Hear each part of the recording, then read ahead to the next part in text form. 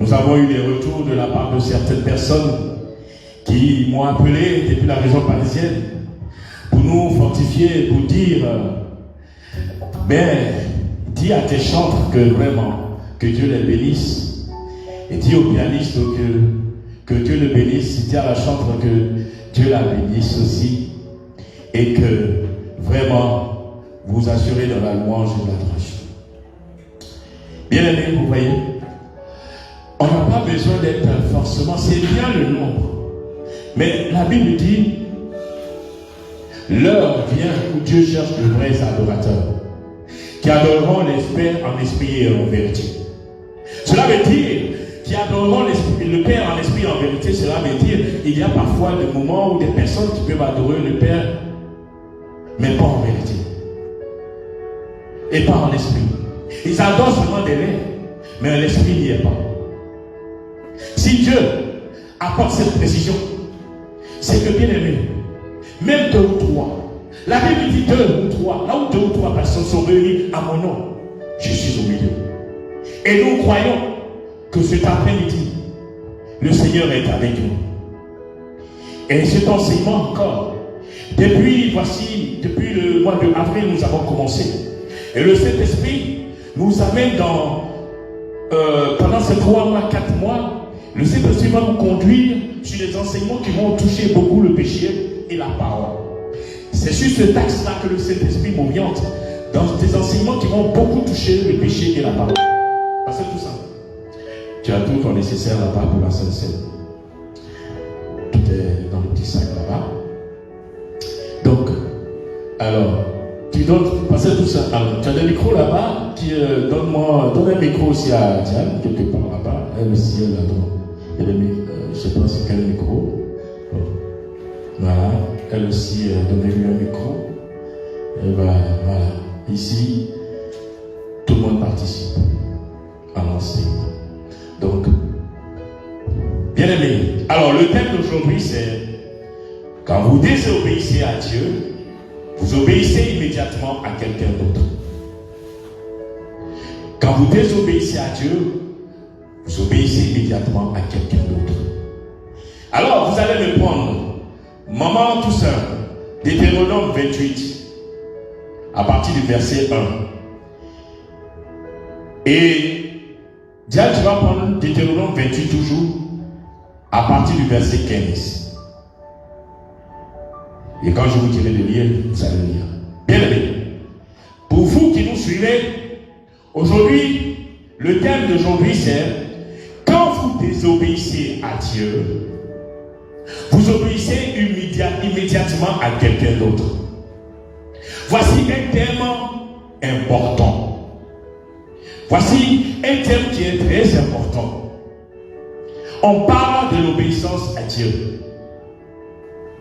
Alors, essayons de définir un tout petit peu ce mot obéissance.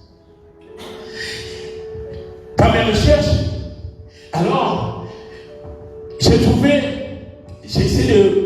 de résumer une petite définition du mot obéissance. Alors, je vais lire juste et donner l'interprétation derrière.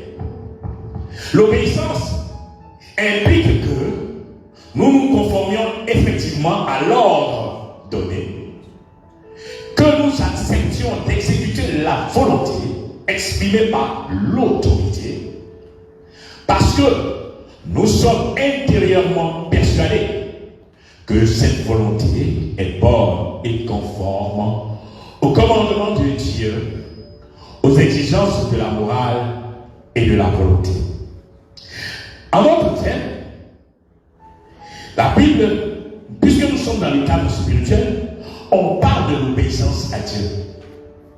Donc, il dit que l'obéissance, c'est le fait d'exécuter un ordre donné par une autorité établie. Donné par une autorité établie.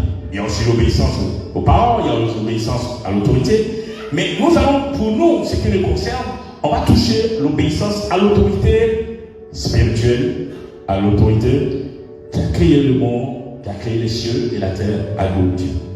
Donc cela, quand on parle d'obéissance, cela veut dire que nous exécutons l'ordre donné par Dieu conformément à sa parole. Cet ordre que nous exécutons, donné par l'autorité, c'est parce que nous sommes persuadés intérieurement en nous que l'ordre que l'autorité, soit que ce soit Dieu ou donné par le pasteur ou par le serviteur de Dieu, nous exécutons cet ordre conformément aux Saintes Écritures, parce que nous savons que l'ordre donné par l'autorité établie, cet ordre respecte les exigences morales de la parole de Dieu. Cet ordre est conforme aux exigences de Dieu.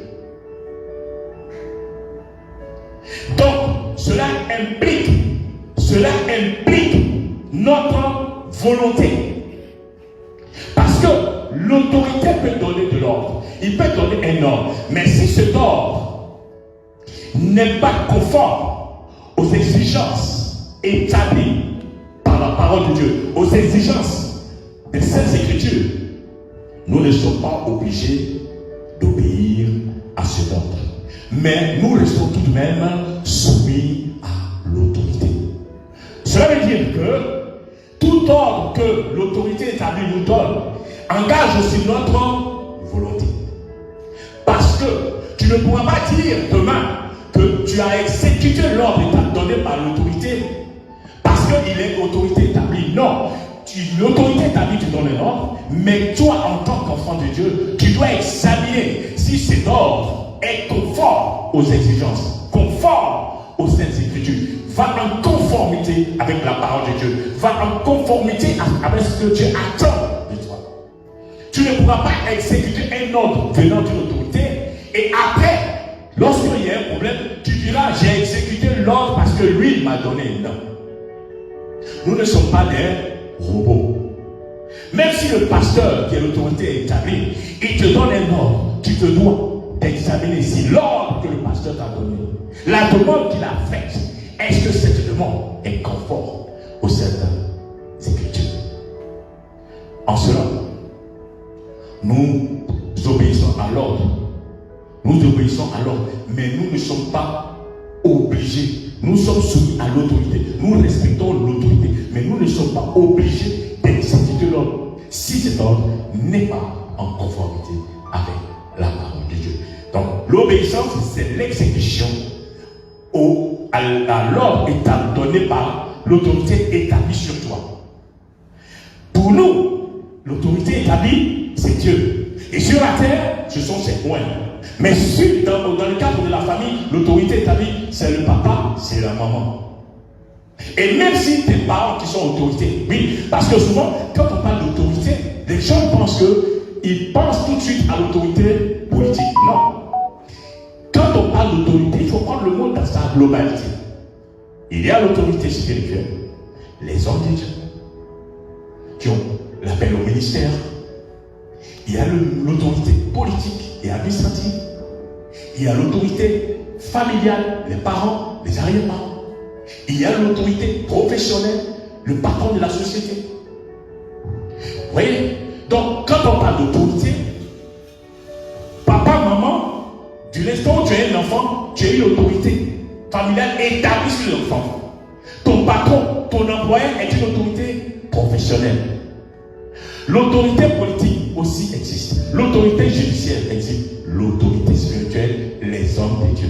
Ceux qui ont l'appel au ministère, dans un premier temps, mais ceux aussi qui ont exercé certaines responsabilités dans l'église. Des responsables que le pasteur principal a établis. Parlons des diacres et des anciens. Donc chacun à notre niveau, nous sommes une autorité. Oui. Donc quand on parle d'autorité, il ne faut pas seulement penser aux autorités politiques. L'autorité politique et l'autorité spirituelle, l'autorité spirituelle est établie d'abord. C'est le spirituel qui guide. Mais quand nous sommes sur la terre des humains, souvent pour des questions d'intérêt lucratif ou financier, c'est les autorités spirituelles qui vont aller faire la courbette, comme les Européens disent, aller faire les lèche-bottes. Pourquoi des questions d'intérêt financier? Non. En tant que témoin de Dieu, je suis une autorité spirituelle établie. Parce que moi, je suis établi par le Père. Je ne suis pas établi par un homme. Moi, je suis ministre. C'est pour ça qu'on appelle ministère. Je suis un ministre. De la même manière, il existe un ministère de la salubrité, ministère du plan, ministère de l'intérieur, ministère des affaires étrangères. Chez Dieu, les ministres, on les appelle apôtres, prophètes, pasteurs, évangélistes, docteurs. Donc, je suis un ministre de Dieu. Je suis, moi, ministre dans le gouvernement céleste. Je ne suis pas ministre dans le gouvernement d'un être humain. Le ministre, même le président de la République, lui et moi, nous n'avons pas la même position. Moi, je suis établi par Dieu. Lui, il a été élu par les hommes. On n'a pas la même position. Bien aimé, en tant qu'enfant de Dieu, il faut comprendre ces principes-là. Oui. On considère les hommes politiques, les autorités politiques, mais souvent on méprise les moyens de Dieu. Moi, Dieu peut me révéler la vie du président et je lui dis. Mais lui, si lui n'adore pas Dieu, s'il n'a pas, tu peux être président et être bon de Dieu. Dieu décide. Mais de manière générale, comme pour la plupart, ils sont dans les colonies, dans les loges là-bas, moi, Dieu va me révéler la vie du président, je lui dis. Mais si lui, il ne sert pas Dieu, Dieu ne va pas forcément lui révéler les choses. Moi, Dieu peut me révéler les choses qui vont venir dans 2 ans. Aussi bien pour ma propre vie, pour la vie de mon frère, pour la vie de mon pays. Et il me dit, prie par rapport à ce sujet. Vous voyez? Même si tu n'es pas établi en tant qu'autorité, mais en tant que frère, enfant de Dieu, qui marche avec le Seigneur, tu as aussi une autorité. Et oui, tu as aussi une autorité. Ce n'est pas seulement les coins de Dieu, ça c'est nous avons le ministère. Mais toi-même, en tant qu'enfant de Dieu, déjà, tu as une autorité. Pourquoi? Parce qu'en tant qu'enfant de Dieu, quand tu parles, les démons exécutent. Si, évidemment, ta vie est conforme toujours aux exigences de la parole. Donc, bien aimé, il ne faut pas te sous-estimer. On parle d'obéissance. Donc, il faut comprendre déjà cet élément-là.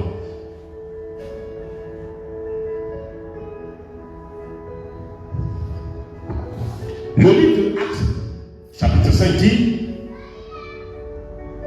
les apôtres sont allés prêcher, et puis, tellement ils prêchaient là-bas, il y a eu un problème, et on les a attrapés, on les a mis en prison. Et la Bible dit, on les a mis en prison, et à un moment donné, dans la nuit, je ne sais pas si c'est dans la nuit ou dans la journée, les pierres là qui étaient là-bas, dans la nuit, il y a un ange qui est venu les sortir de la prison. Nous sommes dans Actes chapitre 5. Alors les gens ont entendu parler, ils disent, mais ils sont allés voir les Sahébriens, les familles, ils disent, mais les gens que vous avez mis en prison là, les disciples là, mais ils sont sortis, ils sont dehors dans le temple là, en train de prêcher là-bas. Alors les Sahébriens disent, mais comment se fait-il qu'ils sont sortis? On envoie les gens pour aller voir dans la prison, ils y sont pas. Les commandants, les Sahébriens, se précipitent. Quand ils arrivent dans le temple, ils les trouvent en train de prêcher la parole de Dieu. Alors, il leur demande, mais vous là, on vous a pas dit de ne pas prêcher la parole de Dieu? Alors, apôtre, acte 5, verset 29, Pierre répond et dit, la Bible dit, Pierre et les apôtres répondirent, il faut obéir à Dieu plutôt qu'aux hommes. Les gens là disent, quand l'ange a sorti les disciples, il leur a dit, allez prêcher. Nous sommes dans Acte chapitre 5, verset 29. Les anges ont dit, ils ont sorti les pierres, les apôtres qui sont mis en prison, et ils sortaient, allez dans le temple, allez prêcher. Maintenant, les Sahébriens là, on va dire, les religieux qui étaient là-bas, les commandants des religieux là, ils apprennent, ils viennent dans le temple, ils les trouvent. Mais on dit, mais on les avait mis en prison, non? Mais comment c'est fait qui les a sortis? Ils vont devant la prison, ils trouvent que la prison est fermée, tout est nickel, il n'y a pas eu de problème. Mais les gens ne sont pas dedans. On les retrouve dans le temple. Mais comment se fait-il qu'ils sont dans le temple? Alors, ils viennent, ils leur disent, mais vous là, on vous a pas dit de ne pas prêcher la parole de Dieu. On ne vous a pas dit de ne pas enseigner la parole de Dieu. Alors Pierre répond, il dit, mais vaut-il mieux obéir à Dieu que d'obéir aux hommes? L'ange nous a dit d'aller prêcher. Toi, vous venez, vous nous dites qu'il ne faut pas qu'on prêche. Entre vous, on va obéir à qui? Aux anges? À Dieu ou bien à vous? La question est posée. On exécute l'ordre de quelle autorité? Nous exécutons l'ordre de quelle autorité? Et là, si vous lisez la Bible plus tard, les pierres ont continué leur travail. La question a été posée. Et eux-mêmes, ils n'ont pas su répondre. Ils étaient embêtés. Mais qui sont ces gens-là? À un moment donné, si vous lisez l'histoire, il y a un homme là-bas qu'on appelle Gamaliel.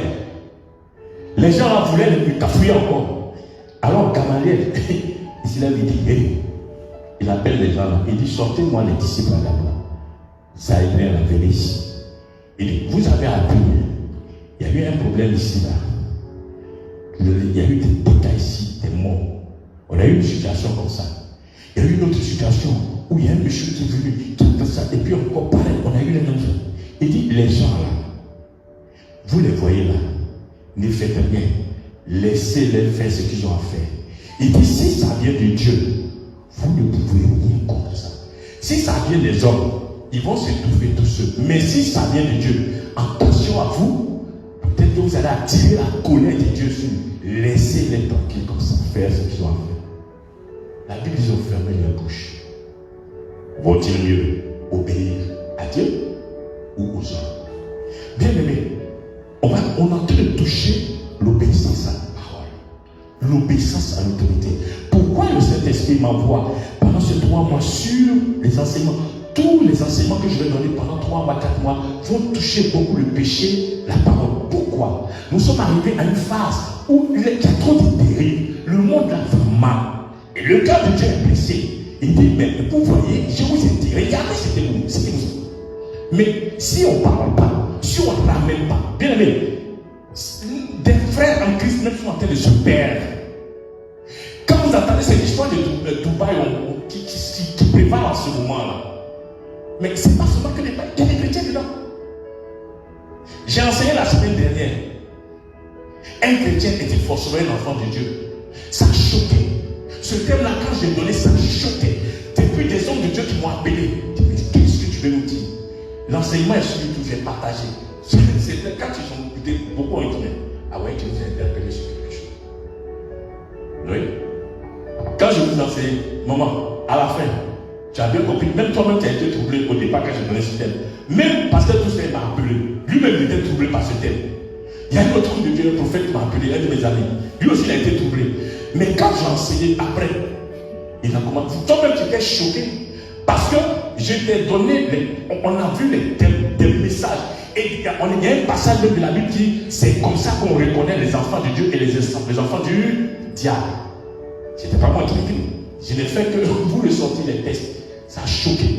Et là, beaucoup de personnes ont été interpellées. Pourtant, ce thème-là, même quand je l'ai enseigné en France, ça a bouleversé des mentalités. Les gens aussi disent, oui, qu'est-ce que tu veux nous dire par un chrétien était forcément un enfant de Dieu? J'ai dit, vous allez voir l'enseignement. Quand je vais donner l'enseignement, vous comprenez, suivez. Beaucoup se sont posés des questions. Aujourd'hui, ça a interpellé. Mais surtout la partie où j'ai dit, même les démons. Ah non, là ça va choquer. Là, elle-même, elle était bouleversée. Elle dit, mais c'est choquant. Comment des démons peuvent avoir des sujets de prière? J'ai dit, mais ces passages-là, la première fois que j'enseigne en France, mais il y a un entier, le matin là, je lui dis, il lit, et puis j'interprète. Il s'assoit, et puis il lit tout ce livre, c'est pas possible. Je dis quoi? Il dit, mais c'est choquant. Moi, j'ai lu ce passage-là plusieurs fois. Je n'ai jamais compris ça comme ça. Il dit, mais voilà. Donc, je te suis aussi de l'utilité. Il dit, mais c'est choquant ce que tu dis là. Il dit, ben oui. Regardez le sujet de prière des démons. 3 sujets, on a vu ensemble 3 sujets de prière. Et la Bible dit, les démons ont été exaucés. Premier sujet de prière, tu te rappelles, les démons ont dit à Jésus, ne nous tourmente pas. Deuxième sujet de prière, ne nous envoie pas hors du pays. Troisième sujet de prière, il a dit, envoie-nous dans les bousseaux. Le sujet de prière, c'est des requêtes qu'on fait à Dieu, n'est-ce pas? C'est des requêtes. Et la Bible, quand on a lu, la Bible a dit quoi? Jésus leur permis. Il est exaucé. Alors, j'ai dit aux gens, mais alors, si des démons prient, et puis ils sont exaucés, et vous, les chrétiens, vous dites que vous priez, vous n'êtes pas exaucés, il y a un problème. Parce que la Bible dit dans le livre de Jacques, Jacques nous ramène toujours, il nous dit, tu crois en Dieu, tu le fais bien. Les démons aussi le croient, mais eux, ils croient. Mais alors, si on prend le verbe croire, c'est le même verbe. La Bible dit, celui qui croit en Dieu est sauvé. Alors, donc si on veut pas, le fait de croire, tu dis que tu es chrétien. Mais la Bible dit que les démons aussi le croient. C'est le même verbe. Donc les démons aussi sont chrétiens. Ah oui. Donc, quand j'ai enseigné, ils étaient bouleversés, choqués. J'ai dit, bah oui, ça vous choque. Et moi le premier, quand le Seigneur m'a fait asseoir pour m'enseigner ça, moi aussi j'étais choqué. J'ai dit, mais c'est pas possible. Ah oui, mais c'est le même verbe, non? Puisque vous vous appuyez pour dire que comme je suis chrétien, je crois. Je dis, donc comme je crois, je suis chrétien. Mais les démons aussi croient. Donc eux aussi sont chrétiens. Alors si on s'arrête sur ça, voici la définition. Tout le monde est choqué. J'ai dit alors, dites-moi. Est-ce que c'est suffisant pour entrer dans le royaume des cieux? Non. À la fin, quand j'ai posé, ils ont vu, beaucoup ont dit, c'est pas suffisant. Ouais, là, tu nous as bien éclairé sur ce problème-là. J'ai dit alors, cherchons plutôt à arriver au niveau des enfants de Dieu. Parce que chrétien, là, il y a tout dedans. Féticheur dit les chrétiens. Marabout dit les chrétiens. Dimanche, vous êtes là. Chrétien qui va adorer fétiche. Chrétien qui va dire les chrétiens. Voici donc. Bien aimé, l'autorité établie. Il fallait juste brosser ce point-là. Donc, pour vous qui me suivez, on y va. Maman, l'obéissance à Dieu donne des bénédictions. Mais la désobéissance à Dieu donne aussi des malédiction. Lis-moi Deutéronome 28, du premier verset au verset 2 ou 3. Vas-y, du verset 3. Deutéronome 28, du verset 1 au verset 3. Il dit quoi? Deutéronome 28. À partir du verset 1 au 3. Verset 1 à 3. Oui. L'obéissance à Dieu donne des droits à des bénédictions. Allez-y. Pasteur tout seul.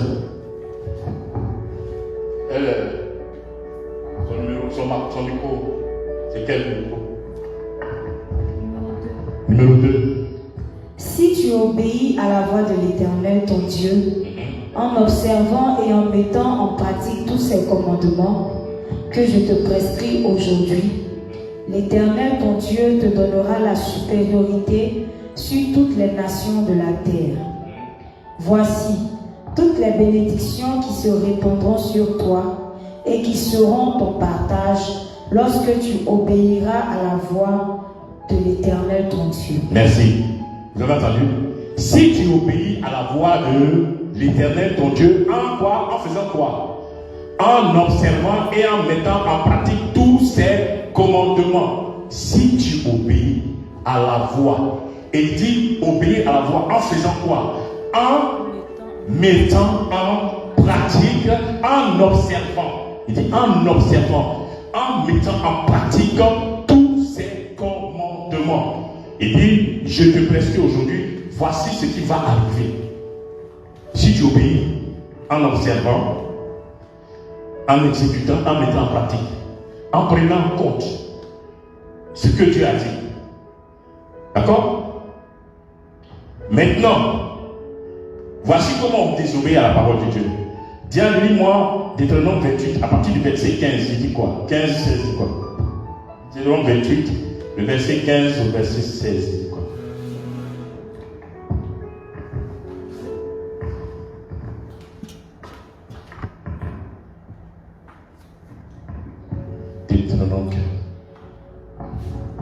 Deutéronome 28, à partir du verset 15 au verset 16, il dit quoi?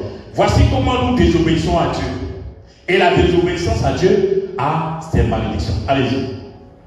Mais si tu n'obéis point à la voix de l'Éternel ton Dieu, si tu n'observes pas et ne mets pas en pratique tous ses commandements et toutes ses lois que je te prescris aujourd'hui, voici toutes les malédictions qui viendront sur toi et qui seront ton partage. Merci. Il faut sauter, va au verset 25. Tiens, livre le verset 25, il dit quoi? L'Éternel te fera battre par les ennemis. Par des ennemis, oui. Tu sortiras contre eux par un seul chemin. Et tu t'enfuiras devant eux par 7 chemins. Merci. Regardez. Il dit, voici comment, bien aimé, pour vous qui nous suivez, voici comment on désobéit à la parole de Dieu. Il dit, si, je reprends, Deutéronome 28, mais si tu n'obéis point à la voix de l'Éternel ton Dieu, si tu n'observes pas et ne mets pas en pratique tous ces commandements et toutes ces lois que je prescris aujourd'hui, voici toutes les malédictions qui viendront sur toi et qui seront ton partage. Car si vous prenez, pour vous qui aimez lire, vous prenez Deutéronome 28 là, vous avez ces deux noms. De verset 1 au verset 14. Il parle de l'obéissance et des bénédictions qui vont avec l'obéissance à la parole de Dieu. De Deutéronome 28, du verset 15 jusqu'à la fin, 15 jusqu'à 67, je crois. Tout ça, il parle de la désobéissance et les malédictions. Allez-y lire. Allez-y lire la désobéissance et l'implication que ça a avec. Mais vous allez lire du verset 12 au verset 60. C'est beaucoup comme ça. La désobéissance, c'est que ça engendre. La désobéissance aux lois de Dieu. Bien aimé, quand je dis, quand tu désobéis à Dieu, tu obéis immédiatement à quelqu'un d'autre. Est-ce que nous sommes conscients de cette chose? Est-ce que nous réalisons véritablement que quand tu désobéis à Dieu, tu obéis à quelqu'un d'autre? Est-ce que ça on le perçoit? Est-ce que vous le percutez avec moi? Je pense que beaucoup de personnes ne le réalisent pas. En fait, beaucoup de personnes ne réalisent pas que quand tu désobéis à Dieu, tu désobéis à quelqu'un d'autre. Mais ce quelqu'un d'autre là, c'est qui? Ce quelqu'un d'autre, c'est qui? Bien aimé, il faut comprendre. il y a trois esprits. Il y a le Saint-Esprit, il y a l'esprit malin, le diable, et il y a toi, ton esprit. Le Saint-Esprit et le diable, ce sont les deux esprits qui cherchent à contrôler l'homme. L'homme, tu es l'arbitre. C'est toi, l'homme, qui décide à qui tu obéis, à qui tu laisses ta vie, à qui tu laisses ton être, à qui tu décides d'obéir. Soit tu décides de donner ta vie à Christ et tu marches, tu obéis au principe, soit tu décides de donner ta vie à l'esprit malin, laisser l'esprit malin te conduire, te guider dans tes pas. Bien aimé, il n'y a que deux esprits qui essaient de nous contrôler. En fait, beaucoup de personnes ne percutent pas soudainement. Il n'y a pas au milieu, je suis au milieu, il n'y en a pas chez Dieu. Même par quelqu'un, même avant qu'il me disait, un pied à gauche, un pied à droite, c'est à gauche. Un pied dedans, un pied dehors, c'est dehors. Donc lui-même, un monsieur qui était là encore, le politicien là, il dit, tu peux, où tu es dehors, où tu es, tu ne peux pas dire que tu as un pied à gauche, un pied à droite. Est-ce que tu peux marcher comme ça pour aller? Non. Donc dans le spirituel, c'est la même chose. Si tu désobéis à Dieu, tu obéis immédiatement. Si tu n'es pas engagé avec le Seigneur, tu ne te livres pas au Seigneur, tu t'es livré toi-même. En fait, tout ça dit, non, comme si tu n'adores pas Dieu, ça ne veut pas dire forcément que non, tu te trompes. Chez Dieu, là, c'est fini. Dès l'instant où tu n'as pas Dieu avec dans ton camp, tu as l'autre dans ton camp. Pourquoi? Parce que n'oublie pas, souvent on entend cette expression, la nature aurait dû vite. Mais si Dieu n'est pas là, le vide là, qui va combler? Il faut bien que quelqu'un le compte. Bien aimé, sur cette terre où nous sommes là, il y a deux esprits, je reprends. Il y a l'esprit de Dieu, il y a l'esprit de Satan, et c'est témoin de cet esprit-là. Donc, si tu décides de marcher avec Dieu, alors tu laisses le Saint-Esprit te guider. Si tu décides de ne pas laisser le Saint-Esprit te guider, alors de facto, tu es engagé avec l'ennemi. Que tu le veuilles pas, tu es engagé avec l'ennemi. Parce que tu n'es pas sur le contrôle de Dieu, tu es sur le contrôle de l'ennemi. Il fait de ta vie ce qu'il veut. Il y a des choses que les gens aujourd'hui font, eux-mêmes ne comprennent pas pourquoi la personne dit. Il dit oui, mais je ne fais pas le mal. Est-ce que tu sais à quel moment le démon la personne va réagir? Est-ce que tu sais à quel moment le démon va pousser la personne là à faire quelque chose? Tu ne sais pas. Bien aimé, le surnaturel là, c'est fort. Ou tu es avec Dieu, ou tu es de l'autre côté. Donc, dès l'instant où tu obéis, tu désobéis à Dieu, mon ami, tu obéis à quelqu'un d'autre. Le quelqu'un d'autre là, ça peut être qui? Le quelqu'un d'autre, ça peut être toi-même. Ou ça peut être l'esprit malin. Mais dans les deux cas, même déjà, tu as un problème. Parce que si tu t'obéis à toi-même, ça s'appelle de l'orgueil. En d'autres termes, tu es en train de dire que tu n'as pas besoin de Dieu.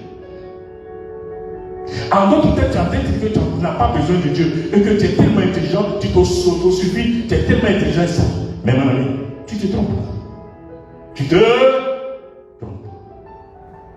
Si tu penses que parce que tu as bac plus 5, bac plus 19, bac plus 20, ça fait que tu es plus intelligent que Dieu, tu te trompes. Tu te trompes lourdement. Et je vais te le démontrer que tu te trompes lourdement. Bien aimé, nous sommes dans les temps sont mauvais. La désobéissance à Dieu, elle engendre beaucoup de choses. Regardez ce qui se passe. Beaucoup de personnes disent, moi je ne vais pas à l'église, je ne fais pas du mal aux gens, je ne fais pas du mal aux gens, je fais du bien aux gens, je ne pense pas du mal. Mais tu te trompes. Ça, ce sont des arguments farfelus. Moi, tu viens devant moi, une telle personne, tu viens devant moi, ça, c'est pas des arguments. Tu viens, je te sors la parole, je t'explique et je vais te démontrer par A plus B que tu es dans le faux. Même si tu dis, je ne fais pas du mal aux gens, je fais bien, je vais te démontrer que tu as pas un élément dangereux. Parce que l'ennemi, tu es à la portée de l'ennemi, il peut t'actionner à tout moment. Tu peux avoir bac, mais vous ne voyez pas des gens qui ont. Mais regardez ces chefs d'État là. Prenons l'exemple. Regardez Nicolas Sarkozy, il est avocat, non? C'est un avocat, c'est un intellectuel. Mais ce n'est pas le même Nicolas Sarkozy qui a donné le nom qu'on a bombardé M. Kadhafi. Ce n'est pas le même Nicolas Sarkozy qui est venu bombarder la Côte d'Ivoire. Pourtant, il est avocat, non? Il est un intellectuel, un homme politique, on les appuie, on s'estime. Mais ils sont dans les loges là-bas. C'est le même Nicolas Sarkozy. Quand on est là, qui savait que le même Nicolas Sarkozy pour faire. Regardez les dégâts qu'il y a eu, les morts qu'il y a eu. Regardez les morts qu'il y a eu en Côte d'Ivoire. Ce sont des avocats, ce sont des intellectuels. Mais non, ils n'adorent pas Dieu. Regardez comment l'ennemi les utilise. Tu te crois plus intelligent. Bien-aimé, tu te crois plus intelligent. Tu rêves. Tu es un danger potentiel. Tant que tu n'as pas Dieu avec toi, tu deviens un danger potentiel. Tu deviens un danger potentiel, non seulement pour toi-même, mais pour les autres. Parce qu'à tout moment, l'ennemi peut t'actionner.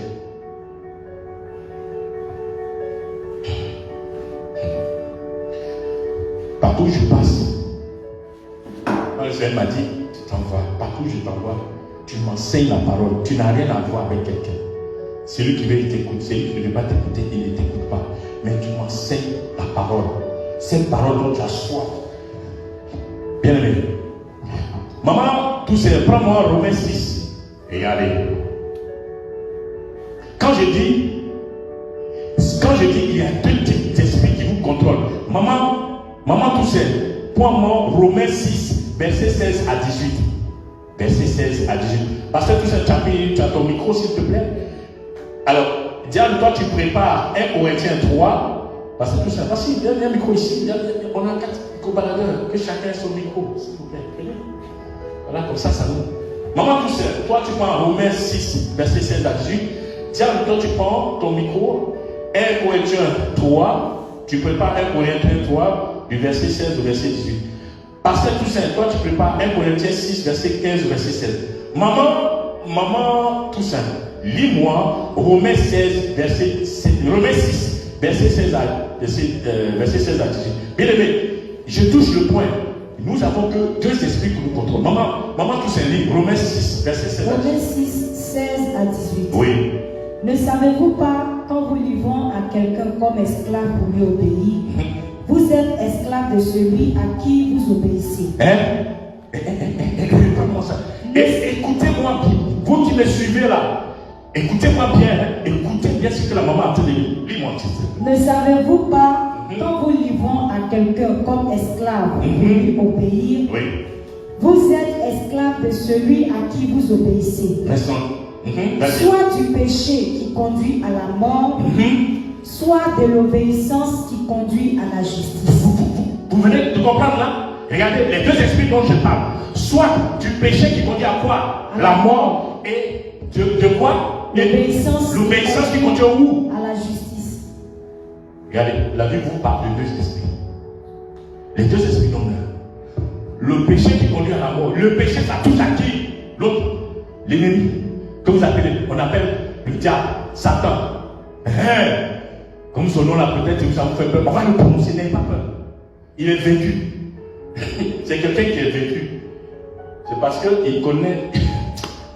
Au fur et à mesure, vous allez voir les enseignements. Lis-moi tout ça. Verset 17. Oui. Mais grâce soit rendue à Dieu de ce que, après avoir été esclave du péché, vous avez obéi de cœur à la règle de doctrine dans laquelle vous avez été instruit.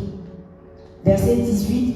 Ayant été affranchis du péché, vous êtes devenus esclaves de la justice. Merci. Vous voyez, on parle d'esclaves du péché, on parle d'esclaves de la justice. Péché qui conduit à la mort, la justice qui conduit à la mort. Vous voyez, on parle de deux esprits. Bien aimé, je n'invente pas, Moi, le Seigneur me fait asseoir. L'Esprit de Dieu me fait asseoir. Il plonge mes regards, plonge mes regards dans là, assieds-toi ici. Et les messages que je vous enseigne sont aussi valables pour nous. Bien aimé, le ministère, ce n'est pas assurance vie. Je le dis partout où je passe, dans le monde, que ce soit en Israël, partout où je passe, je le dis. Le ministère, ce n'est pas une assurance vie. Ce n'est pas parce que tu es pasteur, ce n'est pas parce que tu es prophète, ce n'est pas parce que tu es apôtre. Ce n'est pas parce que tu es évangéliste, ce n'est pas parce que tu es docteur que tu es exempt de l'enfer. tu déconnes, tu vas en enfer. Et j'ai choqué même les gens en Israël. Je dis, au jour de l'enlèvement, des pasteurs, même appelés par Dieu, vont se retrouver en enfer. Des simples chrétiens vont aller au paradis. Ils vont laisser les pasteurs en enfer. Bien aimé, ça est dans la Bible, ce que je dis. En fait, chacun a sa manière d'exprimer la parole de Dieu. Quand je dis ça comme ça, ça choque. Mais quand je sors le verset, les gens ferment leur bouche. Je dis, mais je ne fais que juste interpréter à ma manière comment le Seigneur me guide. Et je vous donne ça, vous choque. Mais voici les versets qui vont avec. Parce que si je dis que des pasteurs vont se retrouver en enfer, non, il dit, mais Jésus même a dit, au dernier jour, beaucoup me diront, Seigneur, n'avons-nous pas prophétisé en ton? Non. N'avons-nous pas chassé les démons en ton? Non. Le Seigneur a dit quoi? Il dit, arrière de moi, je ne vous ai jamais. Est-ce que quand il a dit ça, il a dit le nom de quelqu'un dedans? Il a dit seulement c'est le fidèle. C'est nous tous. Dites-moi, Judas est mort, non? Judas a été appelé, non? Il était disciple de Jésus, non? Il est battu, il s'est suicidé, non? Quand tu te suicides, tu vas où? Lui, il a marché avec Jésus, non? Pour vous qui aimez beaucoup, Judas a marché avec, il a marché avec le maître. Et puis il a fait quoi? Il était apôtre, appelé par Dieu. N'est-ce pas? Lui, il a marché avec le Père, avec le Seigneur. Il a fait quoi? Il ne s'est pas suicidé. Maintenant, la Bible, quand tu te suicides, quand toi-même tu t'es ôté la vie, c'est de l'orgueil. Or, la Bible dit quoi? L'orgueil précède la chute, l'orgueil précède la ruine. On va lire les versets. Vous voyez? Regardez où ça nous amène.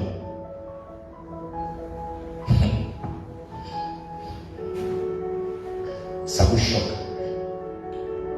Donc, vous voyez, regardez, la Bible dit, quand vous vous livrez, regardez le mot utilisé. Vous vous livrez.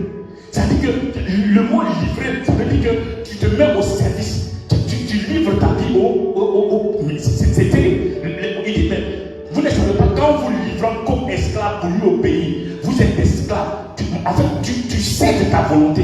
À quoi? Au péché qui te domine. Tu deviens esclave du péché qui te domine. Qui te domine. Tu t'es livré. Tu as livré ta volonté, ta personnalité. Et le péché te domine. Et ce péché, il va t'amener où? À la mort. Quand on parle de la mort, on ne parle pas forcément de la mort physique. Il y a la mort spirituelle. Le péché te déconnecte. Quand Dieu a dit à Adam, si tu manges le fruit de l'arbre interdit, il a dit que si tu manges, tu mourras. N'est-ce pas? Mais la mort dont il parlait, ce n'était pas forcément la mort physique. Il y a la mort spirituelle. Le péché, ça fait un voile. Quand tu pêches, ça te sépare de Dieu. Donc c'est comme si tu étais mort. Sur le plan spirituel, tu es mort. Tu es séparé de Dieu. Le péché devient un voile. Et de cette mort spirituelle peut venir ensuite la mort physique. Et ouais, le péché fait des dégâts. C'est à cause de ça. Est-ce que quand Adam a mangé le fruit là, Dieu les a tués? Non. Mais il les a chassés. Donc pourquoi? Il y avait un voile. Le péché a mis un voile entre eux. Il y a la nature de quelqu'un qui est venu l'enfermer. Et Dieu est bien. Si vous lisez, l'être humain au départ n'avait pas été créé pour prier. Ça aussi, je vais choquer. L'homme n'avait pas été créé au début pour prier. La prière n'avait pas été instaurée quand Dieu a créé l'homme. C'est à cause du péché que Dieu a instauré la prière. Et c'est écrit dans la Bible. Je vous donne le passage. La Bible dit c'est à partir de ce moment qu'ils ont commencé à invoquer Dieu. Parce que le péché, invoquer Dieu, la prière c'était le moyen par lequel maintenant l'homme devait communiquer avec Dieu. Au début, Dieu venait dans le jardin pour parler avec Adam. Il n'y avait pas de prière. Maintenant, à cause du péché, il y a eu un voile. Donc Dieu a dit maintenant tu vas m'invoquer à cause du péché que tu as créé. Et la Bible dit c'est à partir de ce moment qu'ils ont commencé à invoquer Dieu. C'est à partir de là-bas que la prière a commencé. Si on priait là, dans le jardin, il n'était pas question de prière. Je vous donner le verset. Parce que beaucoup n'église pas, ils ne comprennent pas. Non, bien aimé, nous sommes versés dans la parole. Moi, c'est le ministère, c'est ça, les évangélistes. Le Seigneur nous prend. Les évangélistes de manière générale, ils nous amènent dans la parole. Chacun sa particularité. Moi, j'aime la parole, j'aime l'enseignement. Et donc, le Seigneur m'a fait grâce à ça. Et parce que j'aime l'enseignement, je découvre. Et l'enseignement me fait grandir. Et l'enseignement apporte, il ouvre les yeux de beaucoup de personnes. Parce que quand le peuple n'est pas enseigné, le peuple même va à la casse. Nous-mêmes, l'enseignement nous a fait défaut. L'enseignement nous a fait défaut. C'est au fur et à mesure que quand j'ai vu l'importance, et j'ai dit, Seigneur, moi, alors si tu veux que j'enseigne ta parole, alors dans ce cas, tu m'emmènes. Tu sais que moi j'aime la recherche. J'aime lire la Bible. Je prends les versions, je conforte, je vais chercher, je vais aller chercher. Je prends l'internet, il y a au moins 10 versions de Bible. Je lis, j'ai ma grosse Bible, je lis. Je vais aller sur internet, je conforte, je fais mes recherches. Je suis comme ça, assoiffé, en train de me chercher, à comprendre, découvrir les mystères. C'est une soif. Et c'est cela qui me fait grandir. Et c'est cette soif-là que le Seigneur m'a dit, toi aussi va communiquer aux autres. Va enseigner. Regardez ce qui se passe. Vous regardez vos frères, regardez où sont. Ils désobéissent à mes instructions. Regardez les instructions. Lisez Deutéronome. Vous allez voir les malédictions qui suivent la désobéissance.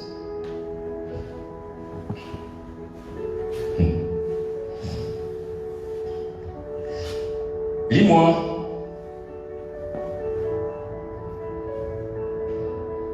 Alors, 1 Corinthiens 3, verset 16 à 7. Je crois que c'est Diane ça. 1 Corinthiens 3, verset 16 à 17. Jean, c'est Diane, lis-moi ça s'il te plaît. Et pasteur Toussaint, toi, c'est 1 Corinthiens 6, verset 15 à 7. Vas-y, lis-moi pour toi, Diane. 1 Corinthiens chapitre 3, verset 16 à 17. Que dit-il? Et regardez, on va, en lisant ces deux passages-là, mais à chaque fois, vous allez remarquer qu'il y a une question qui revient au moins 3 fois. Ne savez-vous pas? Tout à l'heure, même quand la maman a lu dans Romains 16, 6 là, à chaque fois, ne savez-vous pas? Ne savez-vous pas? Mais pourquoi Dieu amène à chaque fois cette expression? Ne savez-vous pas? Vas-y, lis pour toi, tiens. 1 Corinthiens 3. Verset 16 à 17. Et tout ça, toi, c'est 1 Corinthiens 6, verset 15 à 16. Ne savez-vous pas que vous êtes dans le temple de Dieu et que l'Esprit de Dieu habite en vous? Si quelqu'un détruit le temple de Dieu, Dieu le détruira. Car le temple de Dieu est saint. Et c'est ce que vous êtes. Merci. Et quand vous voyez, on est bien d'accord qu'il y a 2 esprits, l'Esprit Saint et l'Esprit Mal. L'Esprit Saint, il lui donne la vie.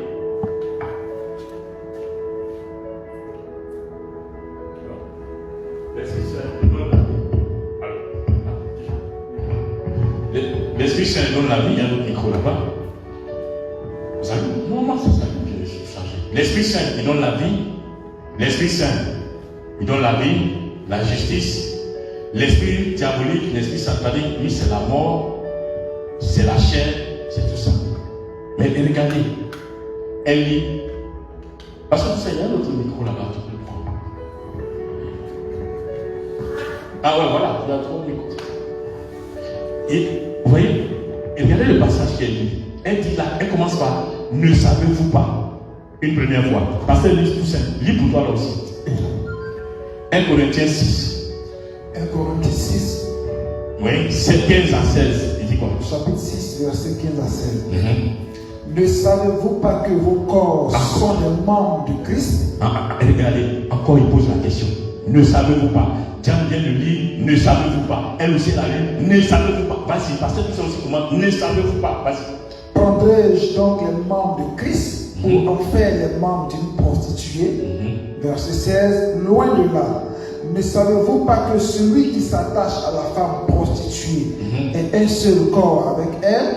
Car, est-il dit, les deux deviendront une seule chair. Vas-y, 17.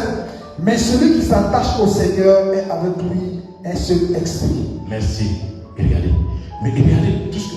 À chaque fois, l'esprit nous, ne savez-vous pas, ne savez-vous pas, ne savez-vous pas. Mais pourquoi il revient à chaque fois? Ne savez-vous pas, ne savez-vous pas, ne savez-vous pas. Mais, bien aimé, quand le Seigneur revient, cette expression revient un sens. Mais il nous interpelle. Ne savez-vous pas que votre corps est le temple du Saint-Esprit que vous avez reçu de Dieu et que vous ne vous appartenez pas à vous-même. Ne savez-vous pas, et il revient à chaque fois, ne savez-vous pas que celui qui va s'unir avec la prostituée, avec une personne qui n'est pas, il dit tu es un, tu t'attaches.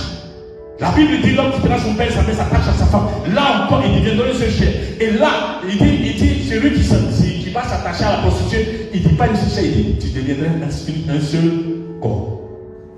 Ne savez-vous pas, ne savez-vous pas, ne savez-vous pas. Le Saint-Esprit nous interpelle. Au moins 3 fois, 4 fois. Ne savez-vous pas, ne savez-vous pas, ne savez-vous pas. Il y a une importance. Ne savez-vous pas. Dieu nous interpelle. Ne savez-vous pas, ne savez-vous pas, ne savez-vous pas, ne savez-vous pas. Hein? Ne savez-vous pas. Bien aimé, est-ce que tu comprends? Pour toi qui me suis, qui lis la parole, est-ce que tu comprends pourquoi? Ne savez-vous pas, ne savez-vous pas, ne savez-vous pas. En fait, tu ne comprends pas. Tu ne comprends pas que ton corps est le temple du Saint-Esprit. Il dit, ne savez-vous pas. En fait, il est en train de dire, est-ce que tu sais quel danger? Ne savez-vous pas? Tu dois l'interpréter par cette manière en disant, est-ce que tu te rends compte en fait de ce que c'est que ton corps? Est-ce que tu te rends compte en fait du danger que tu cours? C'est comme ça qu'il faut essayer de comprendre ce que ne savez pas. Est-ce que tu ne savais pas? On peut l'interpréter autrement en disant, est-ce que tu es conscient même que ton corps là, c'est le temple du Saint-Esprit et que le Saint-Esprit te tue?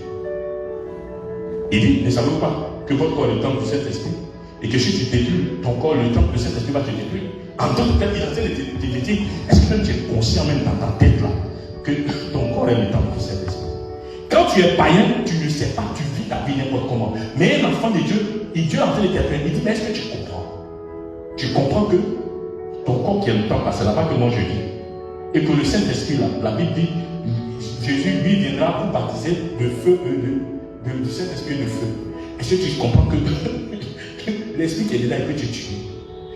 Et dans cette dit, nous savons. Est-ce que tu te rends compte? Est-ce que nous nous rendons compte? Beaucoup de personnes ne se rendent même pas compte. Nous, on ne réalise même pas. Mais pourquoi Dieu nous fait grâce de tout ça? Il dit, si Jésus n'était pas venu là, il y a longtemps, à l'ancien temps là, ils sont beaucoup morts, hein? Tu désobéis, le Saint-Esprit te frappe. C'est Jésus qui est venu. C'est le sang de Jésus qui fait que le Saint-Esprit nous pardonne beaucoup. C'est ça l'esprit de grâce. Sinon, qui pouvait servir Dieu? Et mais toi-même, tu t'assois, même tu regardes, tu analyses les péchés sur péché, péché sur péché. Tu peux. Il dit, tu peux pécher contre Dieu, il te sera pardonné. Tu peux pécher contre Jésus, il te sera pardonné. Mais tu pêches, tu passes contre le Saint-Esprit, lui te tue. Tu ne le savez-vous pas. C'est comme quelqu'un qui a un commando, et puis il est dans ta maison. Il dit, mais est-ce que tu sais que la porte, là, si tu ouvres, il y a la mort là? C'est parce que le Christ beaucoup de personnes, on ne perd pas ça. Dieu nous aime beaucoup. Hein. Le Seigneur nous aime beaucoup à cause de Jésus. Sinon, bien aimé, tu ne peux pas. Regardez, ne savez-vous pas. Donc, la question est posée. Bien aimé, mon frère, à qui tu obéis? Tu obéis. À qui obéis-tu? Tu obéis à qui? À Dieu? Tu obéis à toi-même ou tu obéis à l'esprit malin? À qui tu obéis? C'est toi qui es l'arbitre. Tu obéis à qui? Tu laisses qui diriger ta vie? Tu laisses qui? Bien aimé, j'ai dit, si tu t'obéis à toi-même, tu es en danger. Ça s'appelle de l'orgueil. Ça veut dire que tu n'as pas besoin de Dieu. Tu rigoles. Tu n'as pas besoin de Dieu. La Bible dit Dieu est ton créateur. Toi, ton créateur, tu n'as pas besoin de lui. Celui qui a créé la voiture là, est-ce que celui qui conduit la voiture peut dire, celui qui va acheter la voiture peut dire qu'il n'a pas besoin du concepteur de la voiture? Moi, j'étais ingénieur chez Renault. On fabrique toutes nos voitures. Nous, on fabrique la voiture, on met ça sur le marché. Toi, tu peux dire que tu n'as pas besoin de Renault. Parce que la voiture, tu vas l'acheter, c'est plus en train de rouler. Mais quand il y aura problème, tu auras besoin de Renault, non? Les pièces automobiles, qui va téléphoner? Ah oui? C'est moi j'achetais à l'époque où je travaillais chez Renault, j'achetais pour tout ce qui est coffre, tout ce qui touchait la tôlerie de la voiture. C'est moi qui achetais ça pour tout le monde entier. Tout ce qui périmètre, tout ce qui est depuis la R4, la première voiture jusqu'à la dernière voiture. Là, je vous parle de 2008, où j'étais chez Renault. Et je l'achetais pour 19 milliards par an. Tout ce que j'achetais. tu dis que quand tu n'as pas acheté la voiture Renault, demain, si tu vas faire un accident, ta portée est gâtée, tu auras besoin de Renault pour un coffre, non? Pourtant, c'est Renault qui a créé la voiture. C'est lui qui l'a construit, c'est lui qui l'a fabriqué. Donc, Dieu est ton créateur. Tu ne peux pas dire que, maintenant que tu es un homme là, tu n'as plus besoin de lui, ça devient de l'or. Ok. Maintenant que tu as acheté la voiture, tu as dit que tu n'as pas besoin de Renault. Attends, roule. Même si c'est une nouvelle voiture, ça peut m'en. Tu vas comprendre. Quand tu vas tomber en panne, tu vas chercher la pêche automobile. Tu vas appeler qui? Si on ne trouve pas encore une voiture, tu vas appeler qui? Renault en Europe. L'orgueil va t'amener dans les problèmes. Bien aimé, alors, comme je vous ai dit, soit tu obéis à Dieu, soit tu obéis à toi-même, soit, regardez, le Proverbe 11, verset 2 dit, quand vient l'orgueil, vient aussi l'ignominie, mais la sagesse est avec les hommes. Regardez, Proverbe 11, verset 2, quand vient l'orgueil, vient aussi l'ignominie, mais la sagesse est avec les hommes. Le même verset là, je suis allé prendre dans la version Seigneur. La Bible dit, le mépris, le même verset que je viens de lire dans le second là, Proverbe 11, 2 là. Le même verset dit, le mépris suit de près l'orgueil, mais la sagesse se tient auprès des hommes. Regardez, le mépris suit, suit de près qui? L'orgueil. Il dit, là où Louis II dit, quand vient l'orgueil, vient l'ignominie. C'est vrai, dit, le mépris suit l'orgueil. La version d'Abi, le même verset dit, quand vient l'orgueil, la honte vient aussi. La version Louis II 21 dit, la même version, le même verset, Proverbe 11 2 dit, quand vient l'orgueil, vient aussi le mépris. Regardez. Quand vient l'orgueil, vient le mépris. L'orgueil précède la chute. Quand l'orgueil commence à arriver, le mépris arrive. L'ignominie, dans certaines versions de la Bible, ils disent de la honte, le mépris. Il dit quand l'orgueil prend place dans ton cœur, le mépris est suit. Il te suit de près. Tu commences à mépriser les gens. L'orgueil entre dans ton cœur, tu commences à mépriser les gens. Et puis il dit quand l'orgueil arrive, la honte n'est pas loin. Il dit l'orgueil précède la chute. La honte n'est pas loin, tout près. Tu t'enfles de ton orgueil. Pourquoi? Parce que j'ai ça, parce que je suis ci, parce que je suis ça. Et tu t'enfles d'orgueil. Et tu es en train de toi-même creuser ta propre chute. Et le mépris est tout loin. Et regardez, les gens qui sont orgueilleux, remarquez de manière générale, ils sont très méprisants. J'ai dit bien, les gens qui sont très orgueilleux, remarquez, dans leurs propos, ils sont méprisants. Mais tes mépris là, ça va t'amener tout droit vers la chute si tu ne te répands pas, tu ne changes pas. La Bible dit l'orgueil précède la chute. L'orgueil précède la chute. L'orgueil est devant, la chute est derrière. Tu t'en vas, toi-même tu es en train de l'orgueil vient jusqu'à beau, tu tombes. La chute n'a fait que donner le résultat de ton vie. La désobéissance.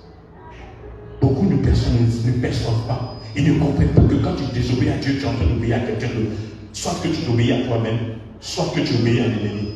Mais dans tous les deux cas, que tu t'obéisses à toi-même ou que tu t'obéisses à l'ennemi, mon ami, tu es rentré de l'autre côté. Parce que si ce n'est pas l'esprit de Dieu qui te contrôle, c'est l'esprit humain. Et l'esprit humain, le diable, il dispose de toi à tout moment. Il peut te faire faire quelque chose que tu n'aimes pas. Oh oui. Oh oui. Ce matin, quand je me suis levé, j'étais en train d'écouter un peu les influenceurs sur Internet. Là. Il y a une, là, comment ça s'appelle, coach Amonchi, qui avait j'ai écouté deux de ses vidéos. Il y avait deux dames dedans là-bas. Il y a une dame, elle est mariée à un monsieur. Et elle est devenue la maîtresse du fils du monsieur. La dame, elle dit qu'elle a 30 ans. Son mari a 66 ans. Ça fait 5 ans qu'ils sont ensemble. Ils sont mariés légalement. Et dans ça, elle trouve le besoin d'être la tisa du fils du monsieur. Et jusqu'à maintenant, le monsieur aussi, le beau-fils, son beau, donc elle est la tisa de son beau-fils. Et maintenant, son beau-fils doit se marier. Maintenant, le beau-fils maintenant en train de faire du chantage pour dire que lui, il va aller, s'il s'arrête, lui, il va aller dévoiler l'affaire à son papa. Alors que lui, il doit aller se marier. Mais en même temps, il fait du chantage à l'autre parce qu'il ne veut pas arrêter la relation. Maintenant, elle est mélangée. Quand tu as mon chic, maman, toi là, pour toi là, ton démon là est grave. Parce qu'elle dit non, pour toi là, ça là, quelqu'un qui est normal ne peut pas faire tout comme ça. Toi là, il faut aller voir un pasteur ou un prêtre pour prier. Parce que ça là, c'est un esprit qui te conduit. Comment toi, si c'était un autre, tu étais déjà un autre homme. Mais de ton beau-fils, du fils, quand elle demande, c'est le fils de sang, c'est pas quelqu'un qui l'a adopté, elle dit non, son fils de sang. La dame dit, mais, à moi je dis, mais, dans ta tête là, il y a quoi? Mais c'est grave. Toi, et ça fait plus d'un an que c'est dedans. Elle dit, mais non, moi, je ne peux pas te donner de solution, ça me dépasse.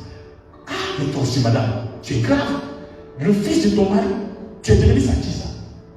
Mais comment tu vas régler une telle affaire? Mais c'est costaud. Il faut aller voir le pasteur ou le prophète ou l'homme de Dieu pour que le Saint-Esprit lui révèle comment il peut t'aider à régler ce problème. Il faut te défendre parce que ça va. Mais en annonçant la nouvelle là, si le papa est blessé, il fait quoi? Tu sais comment il va réagir? Le fils aussi qui te menace là, tu es au milieu maintenant. Et bien, l'esprit maintenant te gêne. Tu vas dans le problème.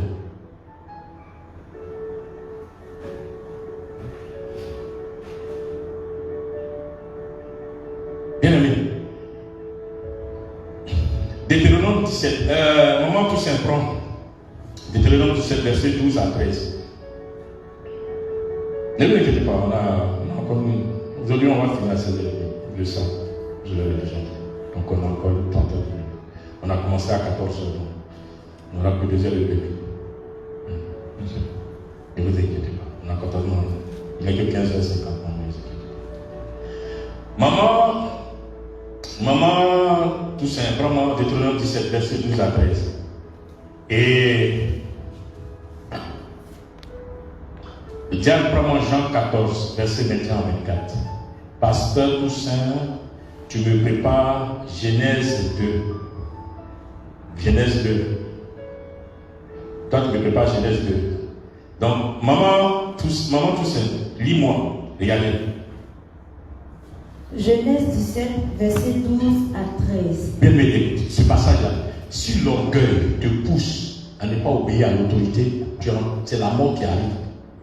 L'autorité, si c'est l'orgueil, te pousse à ne pas écouter les conseils du pasteur. L'orgueil te pousse à ne pas écouter du berger spirituel. Si c'est conforme par rapport aux Écritures, si l'orgueil te pousse à ne pas écouter ça, tu es en train d'aller tout droit vers la mort sans L'homme qui par orgueil n'écoutera pas le sacrificateur placé là pour servir l'Éternel, ton Dieu, ou qui n'écoutera pas le juge, cet homme sera puni de mort. Tu ôteras ici le mal du milieu d'Israël, afin que tout le peuple entende et craigne et qu'il ne se livre plus à l'orgueil. Alléluia. Il dit quoi? L'homme qui par orgueil n'écoutera pas le sacrificateur placé là pour servir l'Éternel ton Dieu, ou qui n'écoutera pas le juge. Il parle du sacrificateur ou il parle du juge. Cet homme-là sera puni de mort. Tu ôteras ainsi le mal du milieu de toi. Il dit l'homme qui par orgueil, l'homme qui par orgueil n'écoutera pas. Il parle de deux personnes. Il parle du sacrificateur, on va dire du pasteur, du berger, de l'homme spirituel qui est là, ou du juge. On peut dire, on va dire l'autorité judiciaire par exemple. Il dit, celui qui est établi, l'autorité qui est établie, tu te donnes des conseils, tu n'écoutes pas. Tu fais l'orgueilleux. Il dit, tu seras puni de mort. Ça c'était au temps d'Israël là-bas. À l'époque là, Dieu était sévère, il ne jouait pas. Parce que là-bas là, tu déconnes. Dieu, sous l'ancienne alliance, le péché les dominait tellement qu'il ne pouvait pas obéir au péché.